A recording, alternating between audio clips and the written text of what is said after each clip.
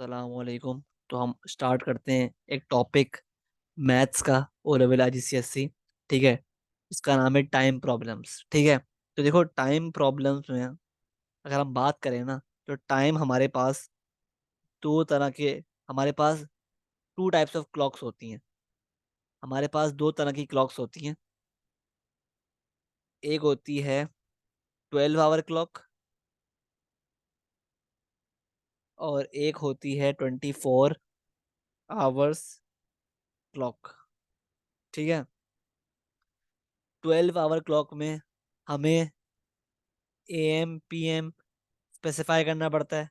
ठीक है, कि हम या तो 1 AM की बात कर रहे हैं या 1 PM की बात कर रहे हैं। ठीक है, और 24 आवर्स क्लॉक में ज़रूरत नहीं होती AM PM की। ठीक है, क्योंकि वो वैसे ही कहते हैं, पता लग जाता है कि भाई ये टाइम कौन कौन से टाइम की बात हो रही है। ठीक है, क्योंकि उसमें आवर्स, 00 और मिनट्स से पता लगा लेते हैं हम कि भाई आ, किस टाइम की बात हो रही है और वो कौन सा मोमेंट ऑफ द डे है। सही है, तो ऐसे मसला नहीं होता।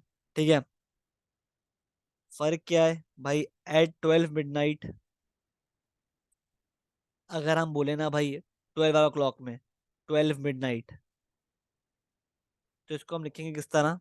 इसको हम लिखेंगे भाई in the 12 hour clock 12 AM लिखेंगे। इसको लिखेंगे 12 AM। और अगर हम बात कर रहे हैं 12 नून की, तो इसको लिखेंगे हम 12 PM in the 12 hour clock. अगर हम 12 मिडनाइट की बात कर रहे हैं इन द 24 आवर क्लॉक, तो इसमें हम लिखेंगे 12 मिडनाइट को 2400।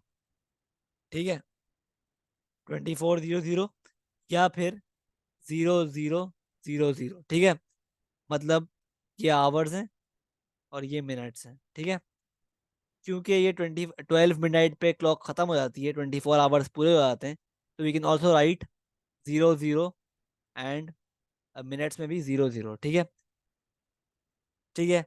और अगर हम बात करें 12 नून की इन द 24 आवर क्लॉक, तो इसमें हम लिखेंगे 12 आवर्स और 00 मिनट। ठीक है, इस तरह लिखेंगे हम 12 नून को इन द 24 आवर क्लॉक।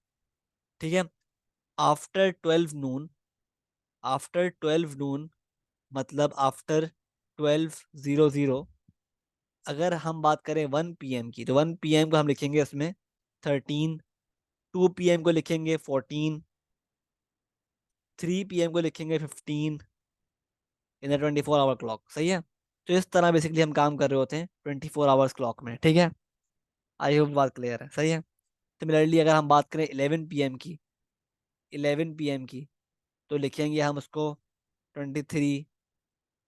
और अगर हम बात करें 12 PM की, तो इसको हम लिखेंगे क्या? या तो 0000 और 2400। ठीक है, तो ये है 24 आवर्स क्लॉक। सही है, इस तरह काम करती है बेसिकली। ठीक है, आई होप बात क्लियर है। सही है।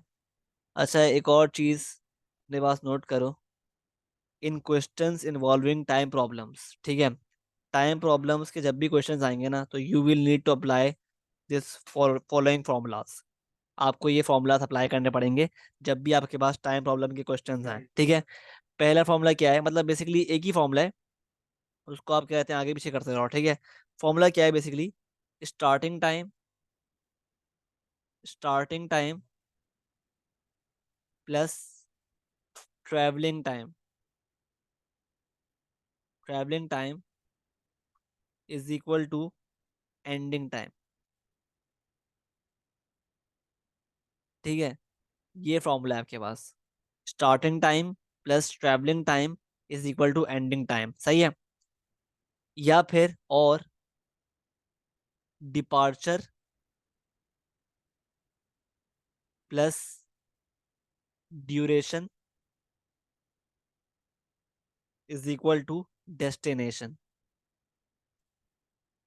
ठीक है, बेसिकली सेम फॉर्मूला ही है दोनों, लेकिन बस वर्डिंग्स डिफरेंट है। ठीक है, वर्डिंग्स डिफरेंट इस्तेमाल हुई हुई है, लेकिन फॉर्मूला दोनों सेम ही है। ठीक है, तो सही है, तो ये बेसिकली फॉर्मूला है जो आपको याद करना है। याद रखना है, ठीक है, फॉर सॉल्विंग टाइम प्रॉब्लम्स, ठीक है। तो अभी हम करेंगे बहुत सारे क्वेश्चंस, ताकि फिर उस पर हम देखेंगे भाई किस तरह अप्लाई करने हैं फॉर्मूलाज हमें, ठीक है। तो अगर आपको ट्रैवलिंग टाइम आपसे मांगा हो, तो आप क्या करो, आप इसको वहाँ ले जाओ और एंडिंग एंडिंग टाइम को इधर ले आओ। तो वो तो आप कर लेना, बस खुद ही, मसला नहीं है, सब्जेक्ट बनाने का बात की बात है ना, तो आप खुद ही कर लेना, ठीक है।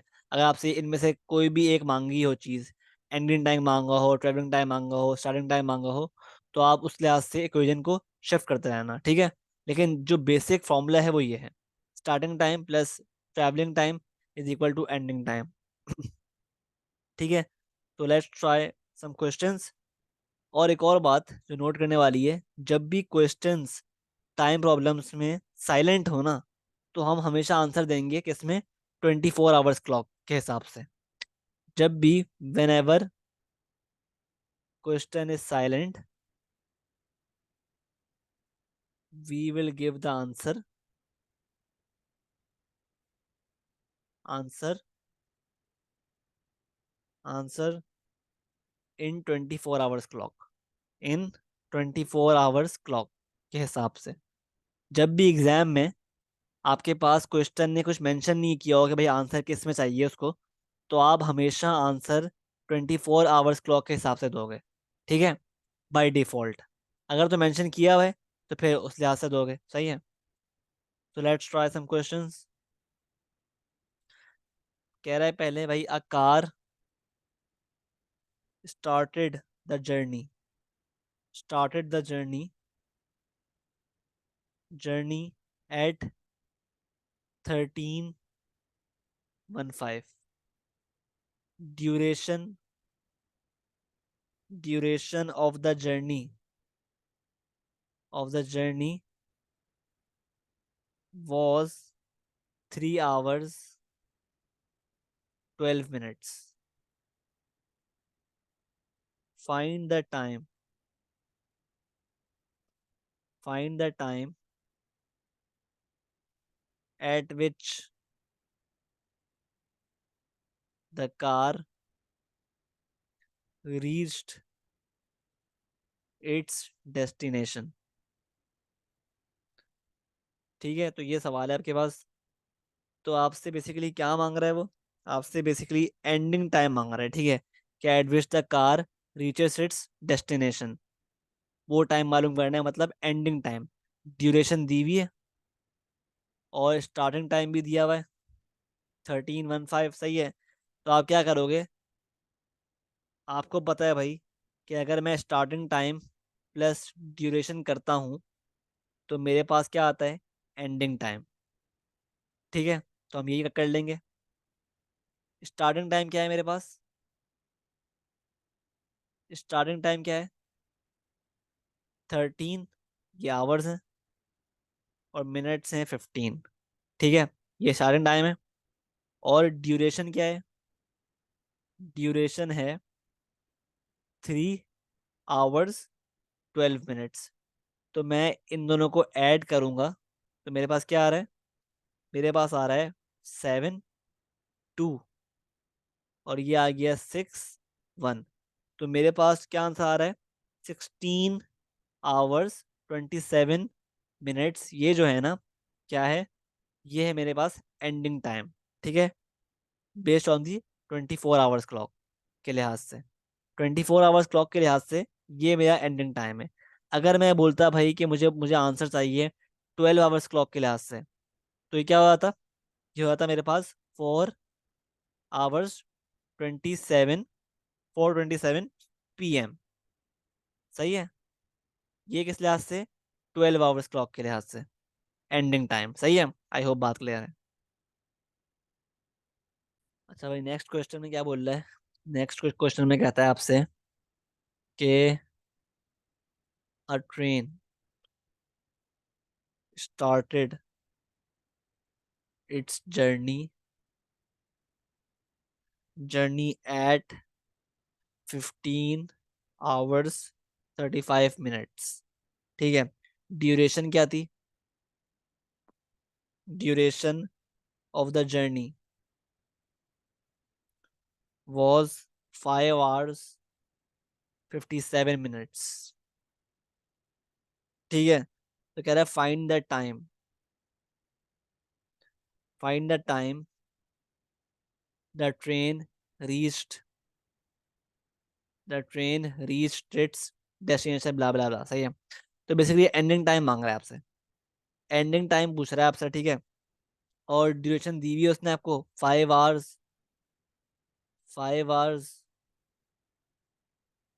57 minutes। और स्टार्टिंग टाइम दिया हुआ है 15 hours 35 minutes। तो स्टार्टिंग टाइम क्या है? 15 hours 35 minutes। ये आवर्स हो गए, ये मिनट्स हो गए। और ड्यूरेशन क्या है? ड्यूरेशन मेरे पास है 5 hours 57 minutes। सही है। तो अब मैं वही काम करूंगा, एडिशन करूंगा इन दोनों का। तो ये हो जाएगा 5 + 7 क्या होता है? 5 + 7 होता है मेरे पास 12। 12 हो गया। और ये हो गया 9। ठीक है। और ये हो गया 10। और ये हो गया 2। सही है। अब देखो, आपको पता है भाई, यहाँ पे 20 hours और 92 minutes आ रहे हैं। नौ आपको पता है भाई, एक आवर में 60 minutes होते हैं। ठीक है। You know this very well. सही है, कि एक आवर में 60 minutes होते हैं। तो देखो यार, क्योंकि आपका ये 92 जो मिनट्स हैं वो 60 को एक्सीड कर रहे हैं, मतलब I can do one thing.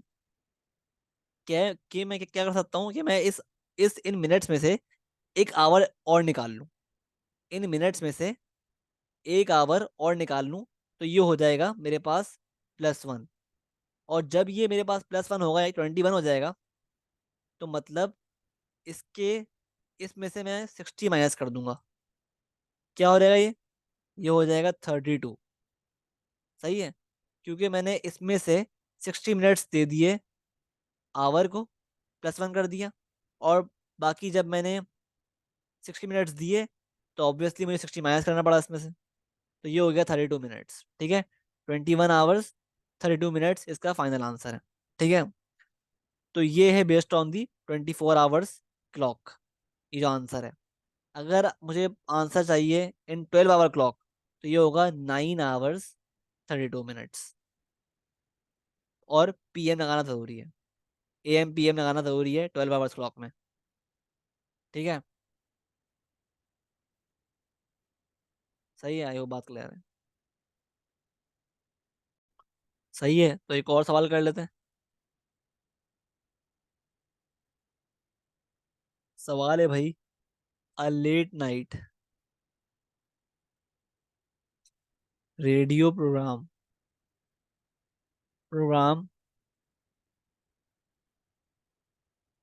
started at 23 hours 23 minutes। Duration duration of the program was 2 hours 15 minutes। Find the time. Find the time at which the program ended। ठीक है। तो ये कह रहा है भाई, आपको स्टार्टिंग टाइम दिया हुआ है उसने एक लेट नाइट रेडियो प्रोग्राम का, और ड्यूरेशन भी बताई हुई है 2 hours 15 minutes। तो वही एंडिंग टाइम पूछ रहा है। तो क्या करेंगे आप? अगेन स्टार्टिंग टाइम क्या है मेरे पास? 23 hours 13 minutes, sorry 23 minutes। 23 minutes।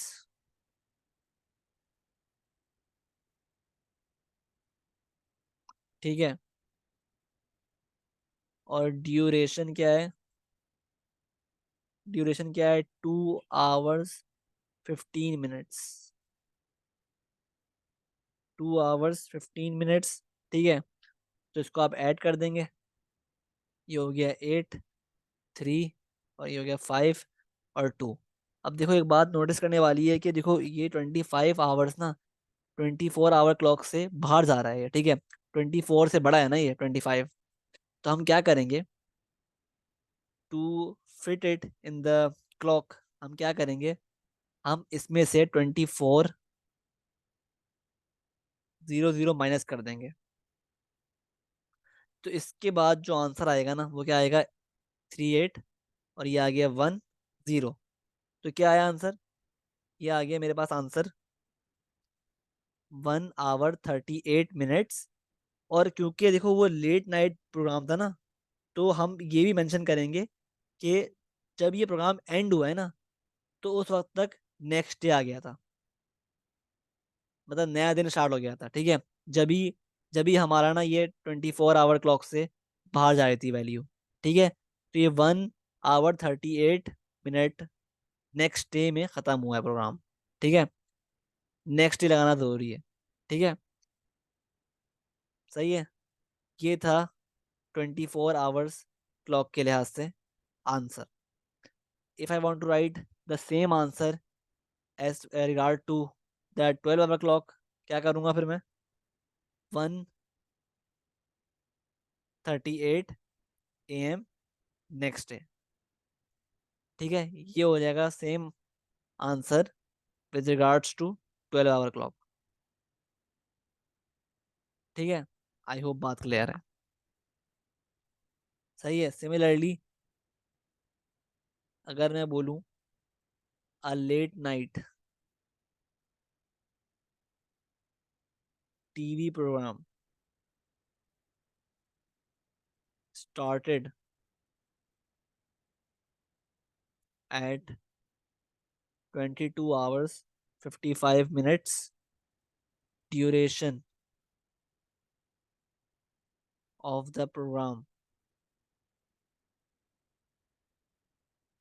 was 4 hours 38 minutes. Find the time. Find the time at which the program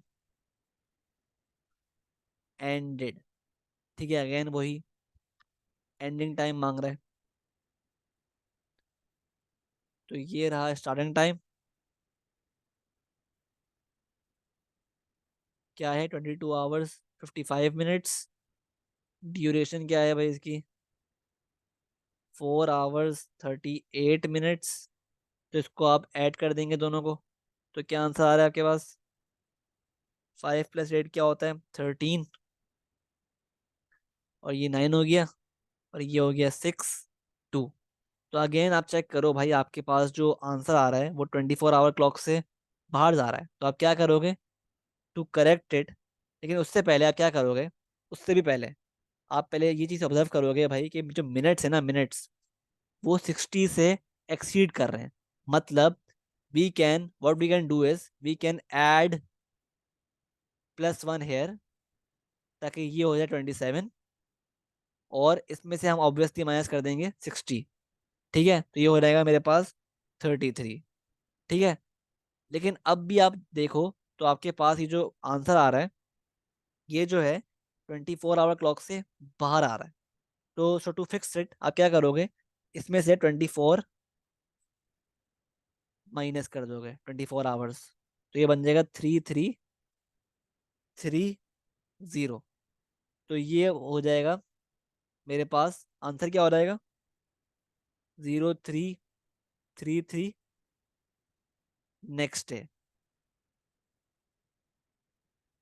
ये है with regards to 24 hour clock, ठीक है।